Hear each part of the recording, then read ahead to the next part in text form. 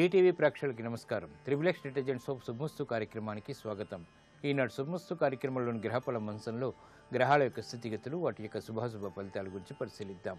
అలాగే రోజు 12 రాసుల వారికి ఏ సంఖ్యలు కలిసి వస్తాయి, రంగుల యొక్క ప్రాధాన్యత, ఏ దేవతల్ని పూజించాలి, ఎటువంటి దేవతాస్తుతులు పఠించాలి, మంత్రఫలం శీర్షికలో ఈరోజు ఏ మంత్రాన్ని పఠించడం ద్వారా 12 రాసుల వారికి మేలు కలుగుతుంది అనేటువంటి అంశాలతో పాటు ముఖ్యంగా ఈరోజు 12 రాసుల వారు చేపట్టవలసినటువంటి కార్యక్రమాలు ఏమిటో కూడా పరిశీలిద్దాం. ముందుగా నేటి పంచాంగ వివరాలు. శ్రీ మన్మథనామ సంవత్సరం అధిక ఆషాఢ మాసం, ఉత్తరాయణం, గ్రీష్మ ఋతువు. ఈ రోజు అధిక ఆషాఢ బహుళ విద్యా సంబంధిత ప్రయత్నాలకు బాగా కలిసి వస్తుంది. ఈ రోజు వారం భృగువారం లేదా శుక్రవారం నూతన వస్తు కొనుగోలుకి, వాహన కొనుగోలుకి చాలా శ్రేయస్కరమైనది. ఈ రోజు చేపట్టేటువంటి కార్యక్రమాలు శోభని, స్థిరమైనటువంటి ఆనందాన్ని కలిగిస్తాయి. ఈ రోజు చేపట్టేటువంటి అన్నదానం, వస్త్రదానం, శ్రీ మహాలక్ష్మి పూజ, ఏకాదశి పూర్వక రుద్రాభిషేకం ఇత్యాది పుణ్యకార్యాలన్నీ చక్కటి ఐశ్వర్యాన్ని కలిగిస్తాయి, మహాలక్ష్మి యొక్క అనుగ్రహానికి దోహదపడతాయి. ఇక ఈరోజు నక్షత్రం ఉత్తరాషాఢ నక్షత్రం. ఈ నక్షత్రంలో ఈరోజు పుట్టేటువంటి వారికి ఏ పాదంలో పుట్టినప్పటికీ కూడా దోషం లేదు, శుభప్రదమైనది.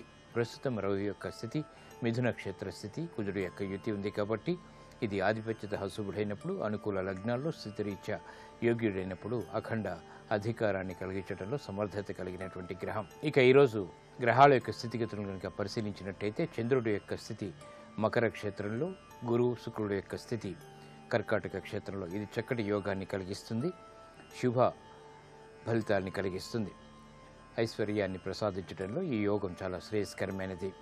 ఇక రాహు యొక్క స్థితి కన్యాక్షేత్ర స్థితి, కేతువు యొక్క స్థితి మీనక్షేత్ర స్థితి, బుధుడు యొక్క స్థితి వృషభ క్షేత్ర స్థితి, రవికుజుల యొక్క స్థితి మిథున క్షేత్ర స్థితి, వృశ్చిక క్షేత్రంలో శని యొక్క స్థితి ఈరోజు ఉన్నటువంటి గ్రహస్థితి.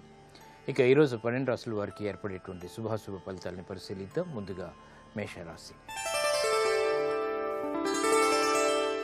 ఈరోజు మేషరాశి వారిని పరిశీలించినట్టయితే గృహ సంబంధిత వ్యవహారాల్లో ఆనందకర సంఘటనలు పొందగలుగుతారు, సాహస నిర్ణయాలకు ఉపక్రమించగలుగుతారు, పట్టుదలతో కూడినటువంటి కార్యక్రమ నిర్వహణ తద్వారా విషయాలు చేతికందుతాయి, ఆదాయాన్ని పెంపొందింప చేసుకోగలుగుతారు, రుణ పీడ తగ్గుతుంది, వృత్తి వ్యాపార ఉద్యోగ సంబంధిత కార్యక్రమాల్లో ప్రోత్సాహాన్ని పెంపొందింప చేసుకునేటువంటి అవకాశాలు దగ్గరవుతాయి, విద్యా సంబంధిత వ్యవహారాల్లో విజయాలు చేతికందుతాయి, గతంలో కన్నా మెరుగైనటువంటి పరిస్థితులు ఆర్థికంగా ఆనందాన్ని కలిగిస్తాయి, గృహ విషయాలు అనుకూలం.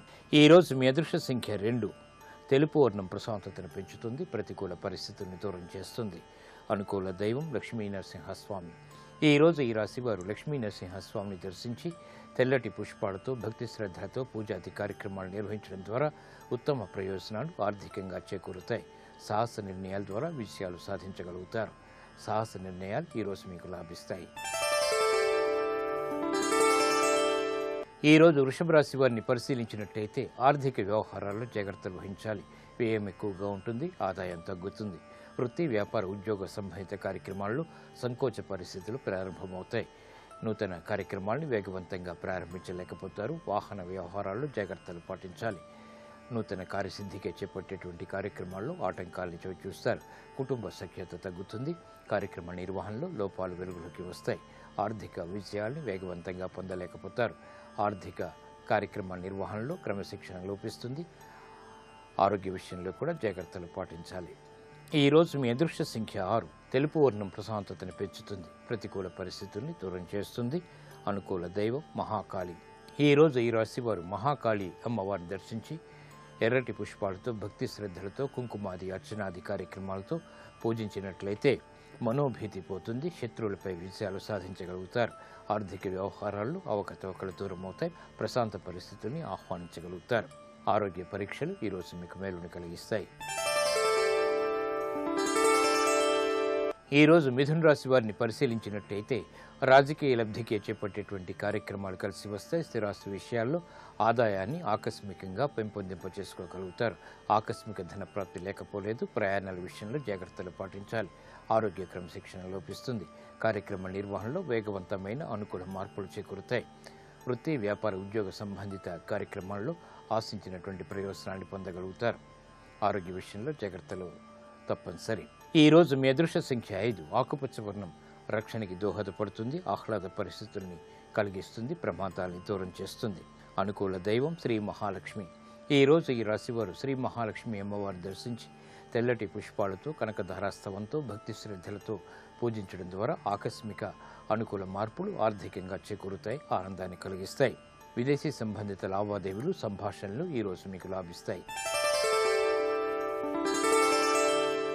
ఈరోజు కర్కాటక రాశి వారిని పరిశీలించినట్టయితే సంబంధ బాంధవ్యాలు మెరుగవుతాయి, చేపట్టేటువంటి కార్యక్రమాలు ప్రోత్సాహాన్ని కలిగిస్తాయి. ఆర్థిక వ్యవహారాల్లో విలువైనటువంటి సమాచారాన్ని పొందగలుగుతారు. వృత్తి, వ్యాపార, ఉద్యోగ సంబంధిత కార్యక్రమాల్లో కీలక బాధ్యతలు వహించాల్సినటువంటి ఆవశ్యకత ఉంటుంది. రాజకీయ వ్యవహారాల్లో జాగ్రత్తలు తప్పనిసరి. ఆర్థిక వ్యవహారాలు మొదట ప్రతికూలత, తర్వాత అనుకూలతని కలిగిస్తాయి. ఆరోగ్య విషయంలో చిరు సమస్యలు కొనసాగుతాయి. ఈ రోజు మీ అదృష్ట సంఖ్య 2. తెలుపు వర్ణం ప్రశాంతతను పెంచుతుంది. ప్రతికూల పరిస్థితులను ఎదుర్కొనేటువంటి శక్తి సామర్థ్యాలను కలిగిస్తుంది. అనుకూల దైవం ఆంజనేయ స్వామి. ఈ రోజు ఈ రాశి వారు ఆంజనేయ స్వామిని దర్శించి భక్తి శ్రద్ధలతో పూజాది కార్యక్రమాలు నిర్వహించడం ద్వారా మనోధైర్యం పెరుగుతుంది, ఆరోగ్య రక్షణ ఏర్పడుతుంది. వ్యాపార నిర్ణయాలు ఈరోజు మీకు లాభిస్తాయి. ఈరోజు సింహరాశి వారిని పరిశీలించినట్టయితే వ్యాపార విజయాలు సాధించగలుగుతారు. సానుకూల పరిస్థితులు ఆర్థికంగా చోటు చేసుకుంటాయి. కోర్టు సంబంధిత వ్యవహారాల్లో విజయాలకే చేసేటువంటి ప్రయత్నాలు కలిసి వస్తాయి. వ్యయం ఎక్కువగా ఉన్నప్పటికీ శుభాన్ని కలిగిస్తుంది. వృత్తి, వ్యాపార, ఉద్యోగ సంబంధిత కార్యక్రమాల్లో ఆశించినటువంటి ప్రయోజనాలు దక్కుతాయి. నూతన కార్యక్రమాలకి శ్రీకారం చుట్టగలుగుతారు. శ్రమతో కూడినటువంటి విజయాలు వ్యాపారపరంగా కొనసాగుతాయి. ఈ రోజు మీ అదృష్ట సంఖ్య 9. ఎరుపు వర్ణం ధైర్యాన్ని కలిగిస్తుంది. ప్రతికూల పరిస్థితులను ఎదుర్కొనేటువంటి శక్తి సామర్థ్యాన్ని కలిగిస్తుంది. అనుకూల దైవం సుబ్రహ్మణ్య స్వామి. ఈ రోజు ఈ రాశి వారు సుబ్రహ్మణ్య స్వామిని దర్శించి ఎర్రటి పుష్పాలతో పూజాది కార్యక్రమాలు భక్తి శ్రద్ధలతో నిర్వహించడం ద్వారా ఆర్థిక వ్యవహారాల్లో అనుకూల మార్పులు చేకూరుతాయి. రుణ ఒత్తిళ్లు దూరమవుతాయి. వ్యాపార విస్తరణలు వంటివి ఈ రోజు మీకు లాభిస్తాయి. ఈ రోజు కన్యారాశి వారిని పరిశీలించినట్టయితే ఆలోచన సంపత్తి కలిగి ఉంటారు. పిల్లల ద్వారా ఆనందకర సంఘటనలు చోటు చేసుకుంటాయి. విజయాలు ఆర్థికంగా చేకూరుతాయి. శుభ ప్రయత్నాలు కలిసి వస్తాయి. నూతన కార్యక్రమాన్ని చకచకా పూర్తి చేయగలుగుతారు. ఆరోగ్య క్రమశిక్షణ ఏర్పడుతుంది.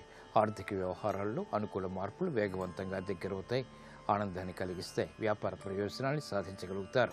క్లిష్ట సమస్యలకు పరిష్కారాలు పొందగలుగుతారు. ప్రయాణాలు సుఖవంతం. ఈ రోజు మీ అదృష్ట సంఖ్య 3. పసుపు వర్ణం త్వరితగతిని శుభాల్ని కలిగిస్తుంది, శుభవార్తలు దగ్గర చేస్తుంది.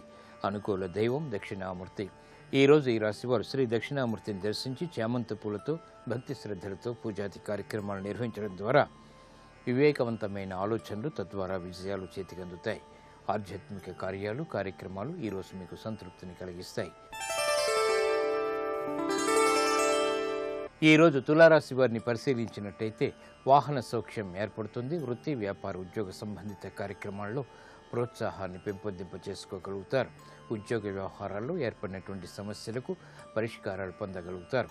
నూతన కార్యక్రమాన్ని వేగవంతంగా ప్రారంభించేటువంటి ప్రక్రియలు కలిసి వస్తాయి. గృహ విషయాల్లో అనుకూల మార్పులు ఆనందాన్ని కలిగిస్తాయి. గతంలో కన్నా మెరుగైనటువంటి పరిస్థితులు ఆర్థికంగా ఆనందాన్ని కలిగిస్తాయి.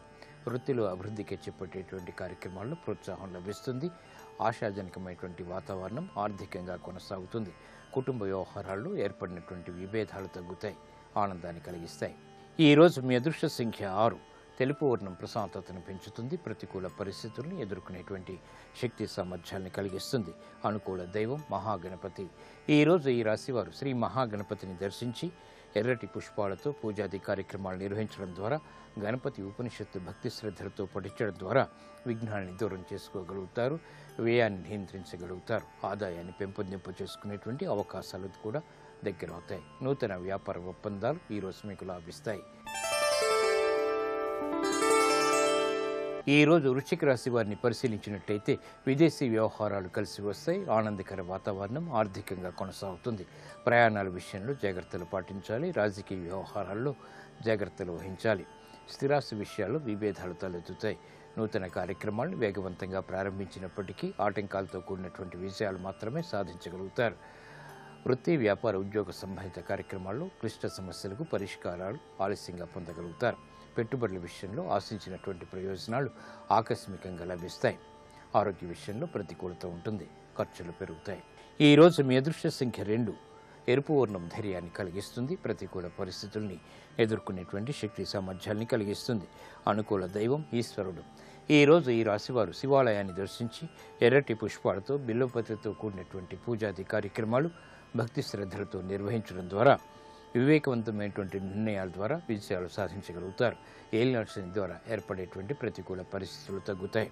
గృహ సంబంధిత కార్యక్రమాలు ఈరోజు మీకు లాభిస్తాయి.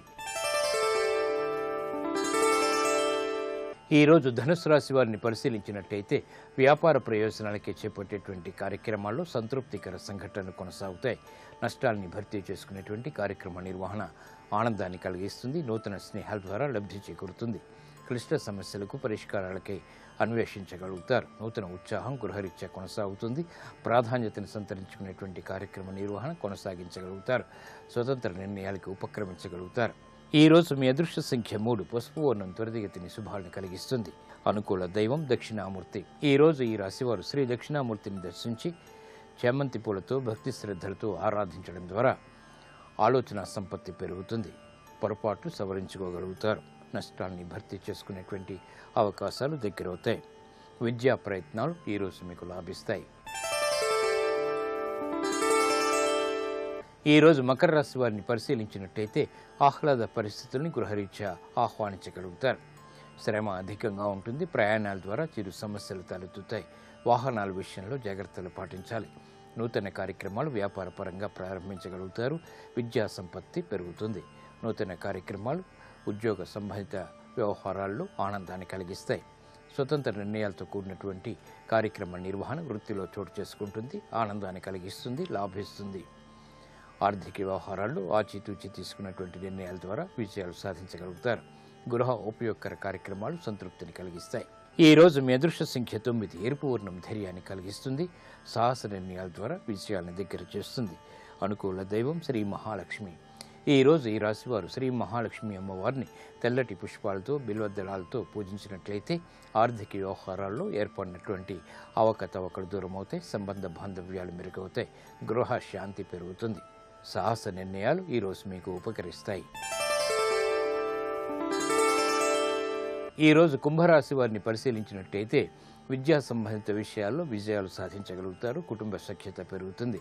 ఆలోచన సంపత్తి కలిగి ఉంటారు. కార్యక్రమ నిర్వహణలో నైపుణ్యాన్ని ప్రదర్శించగలుగుతారు. లాభదాయకమైనటువంటి కార్యక్రమ నిర్వహణ వ్యాపారీత్యా కొనసాగుతుంది. సంబంధ బాంధవ్యాలు మెరుగవుతాయి.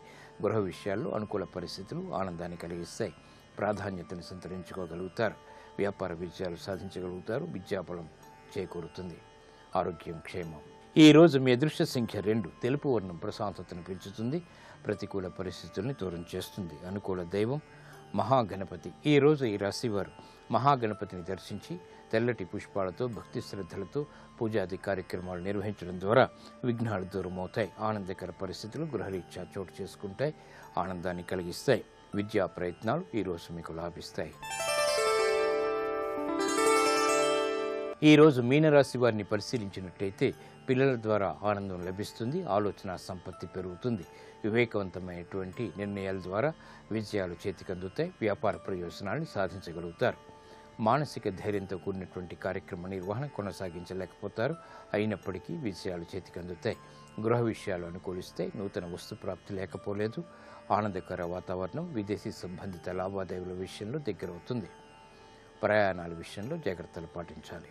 ఈ రోజు మీ అదృష్ట సంఖ్య 5. ఆకుపచ్చ వర్ణం రక్షణకి దోహదపడుతుంది. ఆహ్లాద పరిస్థితులను కలిగిస్తుంది.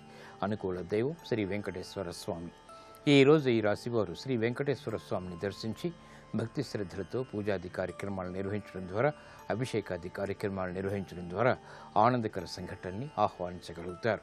నిర్ణయాలు అనుకూలిస్తాయి. చేపట్టేటువంటి కార్యక్రమాలు ప్రోత్సాహాన్ని కలిగిస్తాయి. ఆదాయం పెరుగుతుంది. ఆర్థిక లావాదేవీలు సంభాషణలు ఈరోజు మీకు లాభిస్తాయి.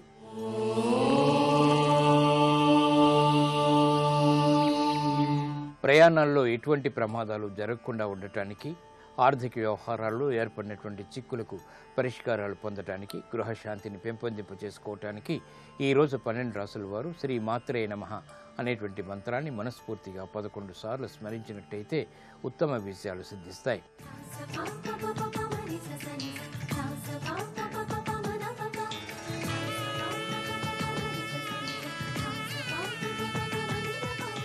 ఒక్కొక్క నదిలో ఉండేటటువంటి నీరు ఒక్కొక్క రంగుని సంతరించుకుంటుంది. గోదావరి నీరు తెల్లగా ఉంటుంది. కృష్ణమ్మలో ఉండేటటువంటి నీరు నల్లగా ఉంటుంది. గోదావరి నది జలాలు త్రాగినటువంటి వారికి జ్ఞాపక శక్తి ఎక్కువగా ఉంటుందని, వారికి ధారణాశక్తి ఎక్కువగా ఉంటుంది అని లోకంలో ఇప్పటికీ కూడా ఒక నానుడి ఉంది. అందుకే పుస్తకాధారం లేకుండా ఏ విషయాన్నైనా సరే ప్రతిపాదన చెయ్యగలిగినటువంటి ధారణాశక్తి కలిగినటువంటి విద్వాంసులు తటస్థపడితే గోదావరి నీరు తాగాడా ఏమి అంటూ ఉండడం పండిత లోకంలో సహజంగా వినపడేటటువంటి మాట.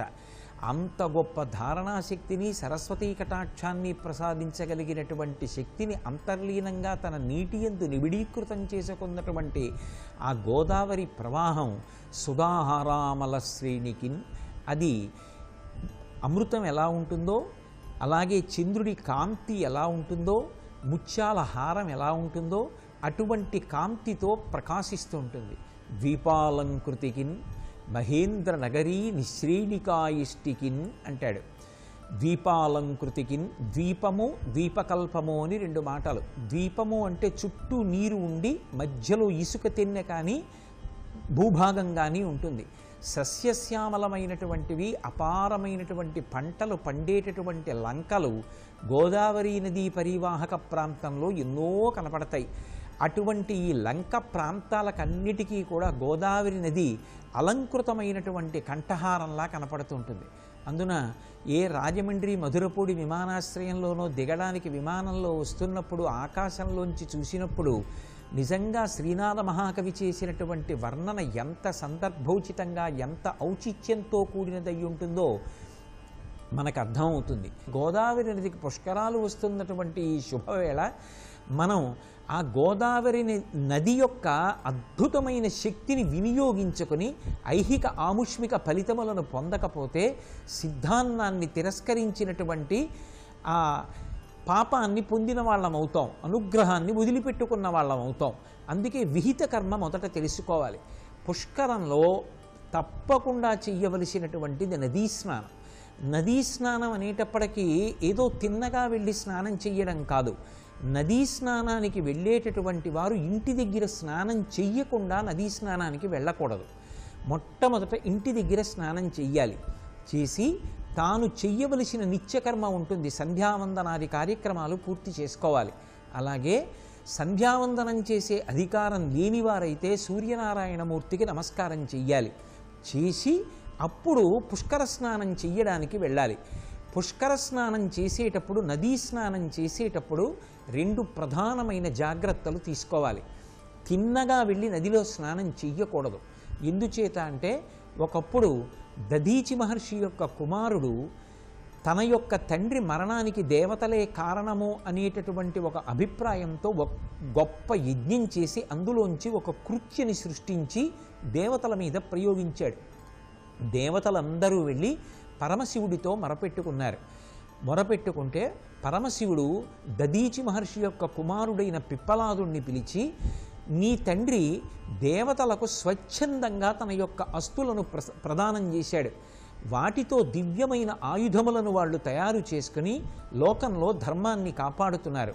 నీ తండ్రి ఇష్టపడి ఇచ్చినటువంటి అస్తుల కోసమని నువ్వు కోపగించి ఇవాళ దేవతల్ని సంహరిస్తే నీ తండ్రి బాధపడతాడు. అందుకని ఆ కృత్యని ఉపసంహారం చేయమన్నారు. అంటే ఆ కృత్యని దేవతలని సంహరించవద్దని పిప్పలాదుడు ఉపసంహరించాడు. ఆ కృత్య అంది, నాకు చాలా ఆకలి ఉన్నది, ఇప్పుడు నేను ఎక్కడుండాలి అంది. సముద్రాన్ని, జలప్రదేశాల్ని దానికి స్థానంగా ఇచ్చారు. ఇచ్చి నీ ఆకలి తీరడానికి నీకు ఒక ఉపాయం చెప్తున్నాం. ఎవరైతే ఆచరించవలసిన విధానాన్ని ఆచరించకుండా స్నానం చేస్తారో వారికి రావలసిన పుణ్యాన్ని వారు గట్టెక్కగానే నువ్వు తినియవచ్చు అన్నారు. అందుకే స్నానం చేసేటప్పుడు ఒక ప్రధానమైన జాగ్రత్త తీసుకోవాలి. ఒడ్డున ఇక నదిలోకి వెళ్ళి స్నానం చేస్తాం అనగా అంటే ముందు సంకల్పం చెప్పుకోవాలి కదా. సంకల్పం చెప్పుకోకుండా చేసిన స్నానాన్ని కాకి స్నానం అంటారు. దేశకాల సంకీర్తనం చేసి గోదావరి స్నానమహం కరిష్యే అని సంకల్పం చెప్పి లోపలికి వెడతాడు. గోత్రనామాలు చెప్పి తిథి చెప్పాలి, వారం చెప్పాలి, నక్షత్రం చెప్పాలి, ఆ దేశకాలాదులు చెప్పాలి, ఇవన్నీ చెప్పి స్నానం చెయ్యాలి. కాబట్టి ఆ సంకల్పం చెప్పి స్నానం చెయ్యడానికి వెళ్ళే ముందరే చేత్తో ఒక చిటికెడు మట్టి పట్టుకోవాలి ఒడ్డునున్నది. దేశకాల సంకీర్తనం అయిపోయిన తరువాత నది ఒడ్డున నిలబడి ఒక శ్లోకం చెప్పాలి. పిప్పలాదాత్ సముత్పన్నే కృత్యే లోకభయంకరీ మృత్తికాంతే మయా దత్త మహారార్థం ప్రకల్పయా అని చెప్పాలి. పిప్పలాదాత్ సముత్పన్నే, పిప్పలాదుడు చేసినటువంటి యజ్ఞకుండంలోంచి ఆవిర్భవించినటువంటి ఓ కృత్య, నువ్వు నా నదీ స్నాన ఫలితాన్ని తినవద్దు. నేను దానికి ప్రత్యామ్నాయంగా నదీ తీరంలో ఉన్న చిటికెడు మట్టిని నది నీళ్లలో వేస్తున్నాను. మృత్తికాంతే మయా దత్త మహారార్థం ప్రకల్పయా, ఈ మట్టిని అన్నంగా తిని నేను చేసినటువంటి ఈ నదీ స్నాన ఫలితాన్ని నాకు వదిలిపెట్టేసి, నువ్వు తినవద్దు అని నమస్కారం చేసి ఈ మట్టిని, చిటికెడు మట్టిని నదిలో వేసి దేశకాల సంకీర్తనం అయిన తరువాత నదిలో స్నానానికి ప్రవేశించాలి. స్నానం చెయ్యడం అన్న మాటకి అర్థం బాగా తెలుసుకోవాలి. స్నానం చేయడము అన్న మాటకు అర్థం తలమునుగుట అని. తలమునుగుట అన్న మాటకు అర్థం ఈ తల 3 మాటలు నది నీళ్లలోకి ముంచాలి. ముంచేటప్పుడు కూడా ఒక పద్ధతి ప్రకారం మునగాలి.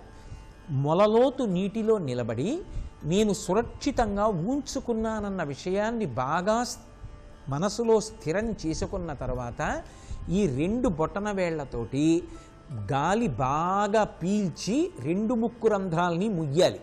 ఈ పొడుగ్గా ఉండేటటువంటి 2 వేళ్లతోటి చెవికి ఉండేటటువంటి తమ్మెల్ని, రంధ్రాలని మూసుకోవాలి. మీకు బాగా అర్థం అవ్వాలి అంటే ఇలా అని ఇలా మూస్తారు. ఇలా మూసి తలని 3 మాటలు నీళ్లలోకి ముంచి పైకెత్తుతారు. దాని వలన ఊపిరికి ఇబ్బంది రాదు. 2 చెవుల గుండా, ముక్కుల గుండా లోపలికి నీరు వెళ్ళి ఇబ్బందికి లోనై అనవసరంగా అక్కడ ఏ విధమైనటువంటి ప్రమాదానికి లోను కాకుండా ఉంటాడు. అలా ఒక్కొక్క పర్యాయం తల పైకెత్తి మళ్ళీ ఊపిరి తీసి ముక్కు రంధ్రాలు, చెవి రంధ్రాలు మూసి మళ్ళీ రెండోసారి మునిగి తల పెట్టి కొట్టినట్టు కాకుండా ప్రశాంతంగా మునిగి పైకి లేస్తూ 3 మాటలు మునిగి లేచి ఒడ్డుకొచ్చేయాలి. నదులలో బట్టలు విడిచిపెట్టడం, ఇటువంటి పనులు చెయ్యకూడదు. అంతగా మనం భక్తితో ఆరాధించాలి అని అనుకుంటే కొద్దిగా పసుపు, కుంకం, 4 పుష్పాలు నదీ చక్కగా నదీ ప్రవాహంలో సమర్పించి నమస్కారం చెయ్యవచ్చు. సర్వం శ్రీ ఉమామహేశ్వర పరబ్రహ్మార్పణమస్తు. స్వస్తి. గోదావరి నదిని సేవించడం, గోదావరి స్నానం చెయ్యడం, గోదావరి నదీ తీరంలో పుణ్యకార్యాలు ఆచరించడం అంత గొప్పది.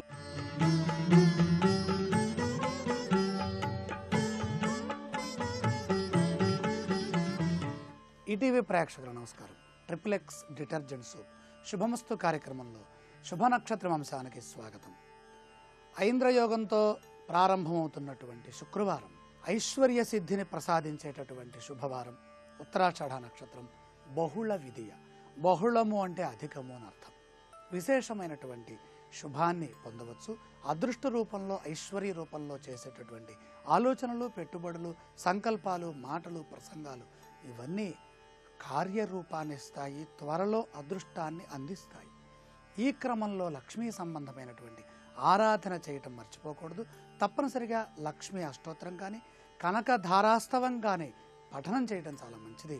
శ్రీ సూక్తాన్ని విన్నా, చదివినా ఫలశ్రుతితో ఈ రోజున ఎవరైతే శ్రీ సూక్తాన్ని వింటారో వాళ్ళకి ఐశ్వర్య సిద్ధి కలుగుతుంది.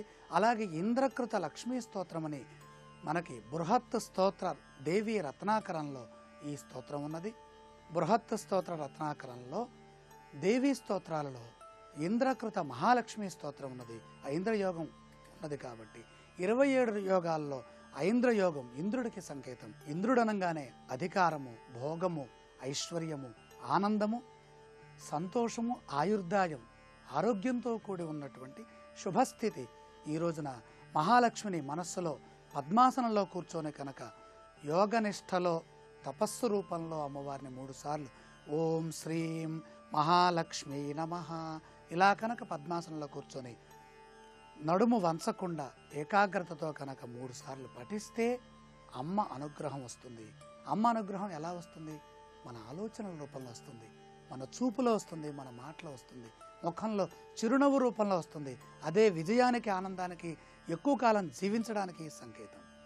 రేపటి శుభ నక్షత్రాన్ని పరిశీలన చేసినట్లయితే చాలా విశేషం. ఈ పురుషోత్తమ మాసంలో, అధిక మాసంలో, వెంకటేశ్వర స్వామి వారి వారంలో వెంకటేశ్వర స్వామి వారి నక్షత్రం చేరి ఉన్నది. శ్రవణ నక్షత్రంతో ఉన్నటువంటి తదియ ఘడియలతో కూడినటువంటి శనివారం. వెంకటేశ్వర ఆరాధన చేసిన, స్వామివారిని దర్శించిన అనేక రెట్ల ఫలం, పుణ్యం మనకి లభిస్తుంది. సహస్ర గుణ్యం, 1000 రెట్ల ఫలం మనం పొందవచ్చు. ఎందుకని? వెంకటేశ్వర స్వామి వారి జన్మ నక్షత్రం శ్రవణ నక్షత్రం. ఈ నక్షత్రం నాడు వెంకటేశ్వర స్వామి వారి ప్రార్థన, ధ్యానము, దర్శనము శ్రేష్టం. స్వామివారి ప్రసాదాన్ని ఈ రోజున మనం స్వీకరించినా కూడా విశేషమైన పుణ్యం. అలాంటిది రేపటి రోజున శనివారంతో కూడినటువంటి వెంకటేశ్వర స్వామి వారి జన్మ నక్షత్రం కాబట్టి స్వామివారి దర్శనం అనంత పుణ్య ఫలదం హతశాంతిం ప్రయచ్చమే. సమస్త పాపాలని తొలగిస్తుంది, పుణ్యాన్ని సమకూరుస్తుంది. అసలు వెంకటేశ్వర స్వామి వారి దర్శనమే పాపహరం, పాపాన్ని తీసేస్తుంది. పాపం ఎప్పుడైతే పోయిందో భయం పోతుంది. భయం ఎప్పుడైతే పోయిందో ఒత్తిడి ఉండదు, మనశ్శాంతి ఉంటుంది, ఆనందం ఉంటుంది. ఏ పనైనా ధైర్యంగా, స్వచ్ఛంగా, ధర్మబద్ధంగా, సత్య న్యాయ మార్గంలో నడిచే అవకాశం పరమాత్మ ద్వారా ప్రకృతిలో మనకు ఏర్పడుతుంది. రేపు చేసేటటువంటి ప్రతి పని వెంకటేశ్వర స్వామి పరంగా మనం చేయాలి, వెంకటేశ్వర కృతంగా మనం చేయాలి. స్వామివారిని ధ్యానిద్దాం, స్వామివారి నామాన్ని స్మరిద్దాం. గోవింద నామాలతో మనం చేసే ప్రతి పని సత్ఫలితాన్ని, సద్బుద్ధిని, సత్కార్యాన్ని ప్రసాదిస్తుంది.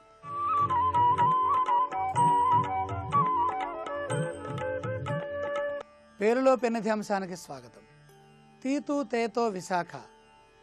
తే అక్షరంతో పేరు మొదలయ్యే వారికి తేజస్సు విశేషంగా ఉంటుంది. అందులో తకారం లక్ష్మీ బీజం, ధన బీజం. తే అంటే తేజ, తేజస్వి, తేజస్విని, తేజోరాం, తేజోరూప్, ఇలా అనేక పేర్లున్నాయి. తేజ, తేజము, తేజస్సు అంటే కాంతి. సహజంగా ఇది అగ్నికి సంబంధించినటువంటి సహజనామం. విశాఖ నక్షత్రం 3వ పాదము, తులారాశిలో 9వ పాదం. రాశికి అధిపతి మహాలక్ష్మి, అలాగే తకార బీజానికి అధిపతి మహాలక్ష్మి. ఈ తులారాశికి ఈశుడు శుక్రాచార్యులు వారు. భోగభాగ్యాల్ని ప్రసాదించే నామం ఇది. తే అనే అక్షరం ఎక్కడైతే ఉంటుందో అక్కడ విశేషమైనటువంటి బుద్ధి వికాసం ఉంటుంది. తొందరగా జీవితంలో పైకి రావటం ఉంటుంది. ఊహాశక్తి, జ్ఞానశక్తి, క్రియాశక్తి, ఇచ్ఛాశక్తి ఇవన్నీ ఇమిడి ఉంటాయి. సహజంగా లోపల చేసేటటువంటి ఆంతరంగిక ఆలోచనలు పరిపూర్ణంగా ఉంటాయి, సంతృప్తి చెందే విధంగా ఉంటుంది. ఎందుకని? అగ్ని తేజోవంతుడు, అలాగే ఇంద్రుడు కూడా తేజోవంతుడు. శ్రేష్టమైన మహిమ కలిగినటువంటి దేవతల రాజుని ఇంద్రుడు అని పిలుస్తాం. మంత్రాధిపతి, యజ్ఞములలో ప్రధానంగా యజ్ఞ హవిర్భాగాన్ని సంపూర్ణంగా స్వీకరించేటటువంటి యజ్ఞపతి ఆయన. కాబట్టి ఈ ఇంద్రాగ్నుల చేత రక్షించబడుతున్నటువంటి నామం విశాఖ నక్షత్రం. ఈ విశాఖ నక్షత్రంలో తే అనే అక్షరంతో పేరు మొదలయ్యే వారికి పరిపూర్ణమైనటువంటి తేజశక్తి ఉంటుంది. అంటే విశేషమైనటువంటి పేరు ప్రతిష్టలు ఉంటాయి. వ్యాపారం కంటే ఉద్యోగంలో రాణిస్తారు. అదృష్టవారం మంగళవారము, అదృష్ట దైవం కుజుడు. ఎందుకంటే ఇక్కడ అగ్నితో భాసిల్లుతున్నటువంటి తేజో ధర్మమూర్తి కాబట్టి కుజుణ్ణి మంగళవారం నాడు ఆరాధించడం, సుబ్రహ్మణ్య ఆరాధన. అగ్ని పురస్సరంగా మనం దీపారాధన చేసి నమస్కారం చేసుకున్న, ఎర్రని వస్త్రాలు ధరించిన, తేజ అనేటటువంటి నామాన్ని, తేజస్వి, తేజస్సుని ఇలాంటి నామాలని ధరిస్తున్నటువంటి వాళ్ళందరికీ అదృష్ట భాగ్య సిద్ధి పరిపూర్ణంగా ఉంటుంది. అంతశ్చేతనా శక్తి, నిర్మలమైనటువంటి మనస్సు, మనోబలము, మానసిక ఆనందము పరిపూర్ణంగా భాసిల్లుతూ ఉంటాయి. మఠపరత దిశి దక్షిణస్యాం. ఈ మఠపరత అనే దాంట్లో చివరి పంచాక్షరాలని కనుక మనం పరిశీలన చేస్తే తా, తి, తు, తే, తో, ఈ తకార ఓకారములతో వస్తున్నటువంటి బీజము తో. ఈ తో అక్షరము దేనికి సంకేతము? విశాఖ నక్షత్రం 4వ పాదం వృశ్చిక రాశికి సంకేతం. ఎవరైనా తో అక్షరంతో కనుక పేరు పెట్టుకున్నట్లయితే వీరికి విశాఖ నక్షత్రం 4వ పాదం అగ్నిదేవుడు అధిష్టానంగా ఉన్నారు.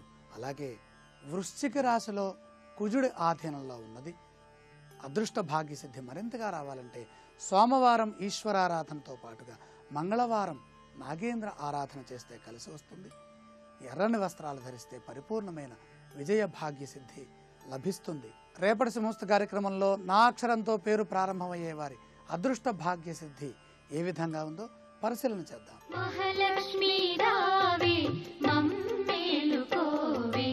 లక్ష్మీదేవి యొక్క దివ్యవంతమైన అనుగ్రహ తత్వాన్ని మీరు సాధించాలంటే శుక్రవారం నాడు తప్పనిసరిగా ఒక పెద్ద ముత్తైదువును ఇంటికి పిలిపించి ఆమెకు పసుపు, కుంకుమ, గంధము వ్రాసి చక్కగా దక్షిణతో కూడిన తాంబూలాన్ని ఇచ్చి నమస్కృతాంజలు గడించి ఆమె యొక్క ఆశీస్సులు పొందండి.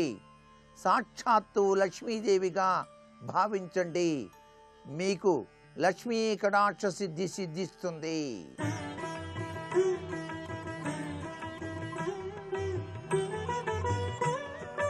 త్రిబులెక్స్ డిటర్జెంట్ సోప్ శుభమస్తు కార్యక్రమంలో శుభయోగం శీర్షికకి స్వాగతం. ఈ శీర్షికన గృహంలో మహిళామణులు కాటుక గౌరీ నోమును, శాకదానపు నోమును, సోమాష్టమి నోమును ఆచరిస్తే ఎటువంటి సత్ఫలితాలు కలుగుతాయో పరిశీలిద్దాం. ప్రతిరోజు గృహంలో మహిళామణులు స్నానం చేసిన తర్వాత గౌరీదేవిని స్మరించుకుంటూ గౌరీదేవిని పూజించి కాటుక దిద్దుకోవాలి. ఇలా సంవత్సరం పాటు గౌరీదేవిని పూజిస్తూ అక్షింతలు శిరస్సున వేసుకుని కాటుక దిద్దుకుంటున్న తర్వాత సంవత్సరం పూర్తి కాగానే ఉద్యాపన సమయంలో ఒక ముత్తైదువను ఇంటికి పిలిచి ఆ ముత్తైదువకు కొత్త చీర, రవిక వస్త్రము, ఒక కాటుక కాయ, కుంకుమ భరిణ, దక్షిణ తాంబూలాలతో సహా వాయినం ఇవ్వాలి. ఆ ముత్తైదువ ఆశీర్వాదం తీసుకోవాలి. ఇలా గృహంలో మహిళామణులు కాటుక గౌరీ నోమును ఆచరించినట్లయితే గౌరీదేవి యొక్క అనుగ్రహం ద్వారా దీర్ఘ సుమంగళీ తత్వంతో విరాజిల్లటానికి ఆస్కారం ఎంతగానో ఉంది. అలాగే గృహంలో మహిళామణులు ఎవరైనా సరే సభ్యులందరూ కూడా చక్కటి సర్వతోముఖాభివృద్ధిని సాధించడానికి, గృహంలో పిల్లలు విద్యారంగంలో విశేషంగా రాణించడానికి శాకదానపు నోమును ఆచరించాలి. ఈ శాకదానపు నోమును ఆచరించాలని భావిస్తున్న తరుణంలో మహిళామణులు ప్రతిరోజు ఒక బ్రాహ్మణుడికి తోటకూర కట్టను, ఒక రూపాయి బిళ్ళను కలిపి తాంబూలంలో ఉంచి దానంగా ఇవ్వాలి. ఇలా సంవత్సరం పాటు ప్రతిరోజు ఒక తోటకూర కట్టను బ్రాహ్మణుడికి దానం చేసినట్లయితే ఈ శాకదానపు నోము అనేటటువంటిది పూర్తవుతుంది. ఉద్యాపన సమయంలో గృహంలో మహిళామణులు ఒక బ్రాహ్మణోత్తముడిని ఇంటికి పిలిచి ఆ బ్రాహ్మణోత్తముడికి భోజనం పెట్టి ఆ బ్రాహ్మణుడు మోయగలిగినన్ని, తీసుకువెళ్ళగలిగినన్ని తోటకూర కట్టలను, 13 రూపాయి బిళ్ళలను దక్షిణ తాంబూలాలలో ఉంచి ఆ బ్రాహ్మణోత్తముడికి ఇవ్వాలి. ఇలా ఉద్యాపన చేసుకొని శాకదానపు నోమును ఆచరించినట్లయితే గృహంలో సభ్యులందరూ సర్వతోముఖాభివృద్ధిని సాధించడానికి, ప్రత్యేకంగా గృహంలో పిల్లలు విద్యారంగంలో విశేషంగా రాణించడానికి ఆస్కారం ఎంతగానో ఉంది. అలాగే గంగా తీరంలో 1,00,000 గోవుల్ని దానం చేసినటువంటి ఫలితం పొందటానికి, గృహం అష్టైశ్వర్యాలతో విరాజిల్లటానికి మహిళామణులు ఎవరైనా సరే సోమాష్టమి వ్రతాన్ని ఆచరించాలి. ఈ సోమాష్టమి వ్రతాన్ని ఏ నెలలోనైనా సరే శుక్లపక్షంలో అష్టమి, సోమవారం ఈ రెండు కలిసి వచ్చిన రోజు ఆచరించాలి. అష్టమి, సోమవారం ఈ రెండు కలిసి వచ్చిన రోజు గృహంలో మహిళలు వినాయకుడిని పూజించి శివపార్వతులు ఉన్నటువంటి చిత్రపటానికి షోడశోపచారాలతో పూజ చేసి నేతితో తయారు చేయబడినటువంటి పదార్థాలను నివేదించాలి. ఆ తర్వాత ఒక బ్రాహ్మణుడిని ఇంటికి పిలిచి ఆ బ్రాహ్మణుడికి దక్షిణ తాంబూలాలను నూతన వస్త్రంతో సహా ఇవ్వాలి. ఇలా గృహంలో మహిళామణులు ఎవరైనా సరే ఏ నెలలోనైనా అష్టమి, సోమవారం కలిసి వచ్చిన రోజు శుక్లపక్షంలో శివపార్వతులను పూజించి ఆ తర్వాత బ్రాహ్మణుడికి వస్త్రాలను దక్షిణ తాంబూలాలతో సహా ఇచ్చినట్లయితే దీనివల్ల గంగా తీరంలో 1,00,000 గోవుల్ని దానం చేసిన ఫలితం కలుగుతుందని, కుటుంబంలో సభ్యులందరూ కూడా అష్టైశ్వర్యాలతో విరాజిల్లుతూ ఆనందకరమైన జీవితానికి నాంది వాక్యం పలుకుతారని చెప్పడంలో ఏమాత్రం సందేహం లేదు. అందువల్ల మహిళామణులు ఎవరైనా సరే ఉద్యోగ వ్యాపారాలలో సభ్యులందరూ విశేషంగా రాణించడానికి, గృహంలో పిల్లలందరూ చదువు పరంగా చక్కటి శుభ ఫలితాలను పొందటానికి, అష్టైశ్వర్య సిద్ధికి ప్రత్యేకమైన విధి విధానాలతో కాటుక గౌరీ నోమును, శాకదానపు నోమును, సోమాష్టమి నోమును ఆచరించండి. దీని ద్వారా చక్కటి శుభ ఫలితాలను సిద్ధింపజేసుకోండి. వచ్చే శుక్రవారం శుభమస్తు కార్యక్రమంలో శుభయోగం శీర్షికన గృహంలో మహిళామణులు గాజుల గౌరీ నోమును, పూర్ణ ఆదివారపు నోమును ఆచరిస్తే ఎటువంటి సత్ఫలితాలు కలుగుతాయో పరిశీలిద్దాం. రేపటి శుభమస్తు కార్యక్రమంలో శుభయోగం శీర్షికన కార్యసిద్ధి ప్రక్రియలు అనే అంశం గురించి పరిశీలిద్దాం.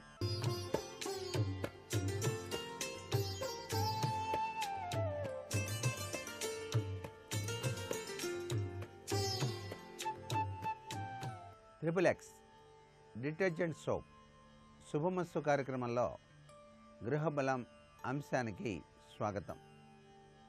వాస్తుశాస్త్రరీత్యా గమనించుకోవలసినటువంటి ముఖ్య విషయాల్లో ఎలక్ట్రికల్ అండ్ ఎలక్ట్రానిక్స్ పరికరాలు, వాటికి సంబంధించిన వాస్తు అవగాహన ప్రతి ఒక్కరికి కూడా చాలా అవసరం. దీని రీత్యా ఎలక్ట్రికల్ పోల్ కానివ్వండి, టెలిఫోన్ పోల్ కానివ్వండి, మీ గృహం బయట ఈశాన్యంలో రాకుండా ఉండటం చాలా మంచిది. ఈశాన్యంలో మాత్రం ఈ ఎలక్ట్రికల్ పోల్సు, టెలిఫోన్ పోల్సు ఉండకుండా చూసుకోవటం చాలా అత్యవసరం. వాస్తుశాస్త్రంలో తప్పని పరిస్థితుల్లో ఉండాల్సి వచ్చినట్లయితే ఇంటి ప్రహరీ కనీసం 6 అడుగుల దూరంలో ఉండేటట్టుగా జాగ్రత్త పడండి. దానివలన చెడు ఫలిత ప్రభావం చాలా వరకు తగ్గిపోతుంది అని చెప్పేసి శాస్త్రం. ఈ పోల్సు ఆగ్నేయంలో కానీ, నైరుతిలో కానీ, పడమరలో కానీ, దక్షిణంలో కానీ, వాయువ్యంలో కానీ ఉండవచ్చు. ఎలక్ట్రికల్ పోల్సు అలాగే టెలిఫోను పోల్స్ కూడాను ఈ దిశల్లో ఉండటంలో ఏ పొరపాటు లేదు, కానీ ఈశాన్యంలో మాత్రం ఉండకూడదు. అలా గనక ఉన్నట్లయితే మీ ప్రహరీ గోడకి 6 అడుగుల దూరంలో ఉండేటట్టుగా చూసుకోవడం కొంత రెమెడీగా చెప్పడానికి ఆస్కారం ఉంది. తూర్పులో, ఉత్తరంలో, ఈశాన్యంలో ఉండకుండా ఉండటం సర్వే సర్వత్రా శుభదాయకం. ఇక్కడ మనం గమనించాల్సిన ముఖ్య విషయం ఏంటంటే ఎలక్ట్రిక్ అండ్ ఈ యొక్క టెలిఫోన్ సంబంధించిన పోల్స్ మాత్రం తూర్పులోను, ఉత్తరంలోను, ఈశాన్యంలోనూ ఉండకుండా ఉండాలి అనేది ముఖ్యమైనటువంటి విషయంగా గుర్తుపెట్టుకోండి.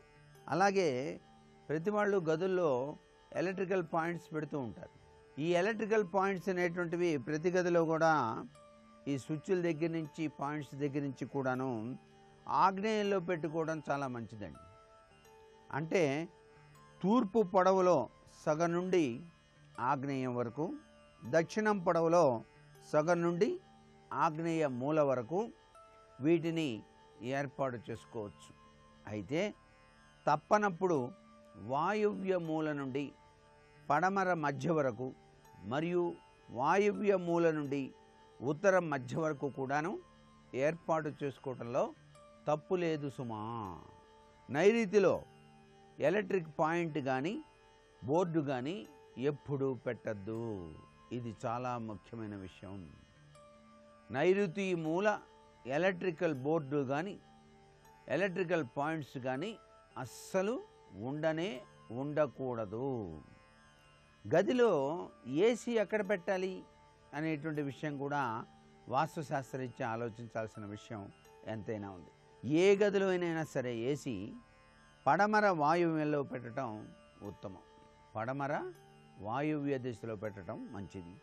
అలా వీలు కానప్పుడు దక్షిణ ఆగ్నేయం కూడాను మంచిదే. ఆ రెండు వీలు కానప్పుడు పడమర మధ్యలో కానీ, దక్షిణ మధ్యలో కానీ పెట్టడం చాలా మంచిది. ఈశాన్యంలో, తూర్పు ఉత్తరాలలో ఏసీ అనేది ఎప్పుడూ ఉంచకూడదు. వాస్తుశాస్త్రరీత్యా చాలా తప్పు. తూర్పు ఆగ్నేయం లేదా ఉత్తర వాయువ్యంలో ఏసీని ఏర్పాటు చేసుకోవడంలో తప్పు లేదు. అలాగే ఫ్రిడ్జులు, మీ ఇంట్లో ఫ్రిడ్జ్ ఎక్కడ ఉండాలి? ఫ్రిడ్జు చల్లదనాన్ని ఇస్తుంది కాబట్టి గదికి పడమర మధ్య నుండి వాయువ్యం మూల వరకు ఎక్కడైనా సరే ఏర్పాటు చేయటం శ్రేష్టం. అలా వీలు కానప్పుడు గదికి దక్షిణ నైరుతి నుండి దక్షిణ ఆగ్నేయం వరకు ఎక్కడైనా సరే పెట్టుకోవచ్చు. ఫ్రిడ్జ్ అనేది ఉత్తర ఈశాన్య దిశల్లో ఎట్టి పరిస్థితుల్లోనూ ఉంచకూడదు. ఉత్తరం, ఈశాన్యం ఈ 2 దిశల్లో ఫ్రిడ్జ్లు పెట్టకండి. ఫ్రిడ్జ్ను ఉత్తరానికి తప్ప ఏ దిక్కునైనా ఎదురుగా పెట్టుకోవచ్చు. ఉత్తరానికి పెడితే రిపేర్లు ఎక్కువగా రావడానికి ఆస్కారాలు ఉన్నాయి. కాబట్టి తూర్పుకు కానీ పడమరకు కానీ ఎదురుగా పెట్టుకోవటం ఉత్తమోత్తమం. ఫ్రిడ్జ్ పెట్టేటప్పుడు తూర్పుకు కానీ పడమరకు కానీ అలా ఎదురుగా పెట్టుకోవటం ఉత్తమోత్తంగా గ్రహించాలి. ఇక టీవీల దగ్గరికి వచ్చేటప్పటికల్లా టీవీ ఎక్కడ ఉంచితే చాలా మంచిది అనేటువంటి విషయాన్ని కూడా గుర్తుపెట్టుకోవడం మంచిది. టీవీ ఉంచడానికి సరిగ్గా ఆగ్నేయ మూల చాలా మంచిది. దక్షిణాగ్నేయం, తూర్పు ఆగ్నేయం కూడా పెట్టుకోవచ్చు. తూర్పు ఆగ్నేయంలో పెడితే తూర్పు గోడకు 1 అడుగు దూరంలో స్టాండ్ మీద పెట్టుకోవాలి. తూర్పు గోడలోని అర్మారాలో పెట్టకూడదు. పడమర గోడ పొడవు మొత్తంలో, దక్షిణపు గోడ పొడవు మొత్తంలో ఎక్కడైనా సరే టీవీని పెట్టుకోవచ్చు. పడమర గోడ పొడవు మొత్తంలో, దక్షిణపు గోడ పొడవు మొత్తంలో ఎక్కడైనా సరే టీవీ పెట్టుకోవచ్చు. ఉత్తరం మధ్య నుండి ఈశాన్యం వరకు, తూర్పు మధ్య నుండి ఈశాన్యం వరకు ఉన్నటువంటి స్థలంలో టీవీ అనేది పెట్టకూడదు. టీవీని ఉత్తరానికి తప్ప ఏ దిక్కునైనా సరే ఎదురుగా పెట్టుకోవచ్చు అని కూడా చెప్పడంలో ఏమాత్రం సందేహం లేదు. తూర్పు పడమరలకు ఎదురుగా టీవీ పెట్టుకోవటం ఉత్తమం. తూర్పు పడమరలకి ఎదురుగా టీవీని ఉంచుకోవాలి అనే విషయాన్ని గుర్తుపెట్టుకోండి.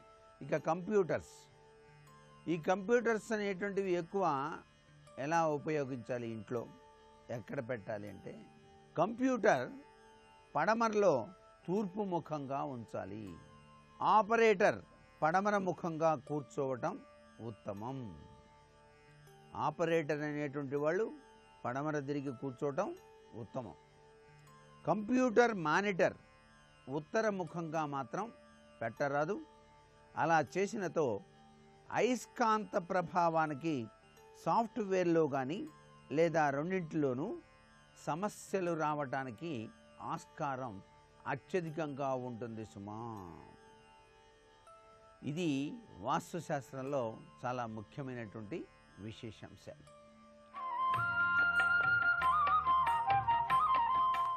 నేటి వాస్తు సందేహాన్ని గనక పరిశీలన చేసినట్లయితే ఆదాయం కంటే ఖర్చులు ఎక్కువైపోతున్నాయి. అలా కాకుండా ధనం నిలబడటానికి ఏదైనా ఉపాయం ఉన్నదా వాస్తుశాస్త్రరీత్యా అని చెప్పేసి ప్రశ్న. సహజసిద్ధంగా ప్రతి వ్యక్తి కూడాను తాను సంపాదించిన ధనం కొద్దైనా సరే మిగుల్చుకోవాలి అని చెప్పేసి తాపత్రయపడుతూ ఉంటారు.